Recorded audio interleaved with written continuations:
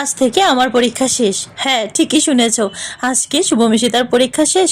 আজকালকার ছেলেমেয়েরা শুধু ওরা একা পড়াশোনা করে না, সাথে না ঘরের মায়েদেরও পড়াশোনা করতে হয়। Good morning everyone. আজকে হলো শুভমিশিতার শেষ পরীক্ষা। ভীষণ খুশি হয়ে পরীক্ষা দিতে চলে গেল। ওরা চলে যাওয়ার পর না আমার এই গাছটা না জলটা ধরে রাখতে পারছিল না। তারপরে ওটা বালতির মধ্যে দুটো ক্যারি ব্যাগ দিয়ে না ভিজিয়ে রেখে দিয়েছিলাম, যেন ওর মাটিটা নরম হলে ভালো করে করে বসিয়ে দেবো।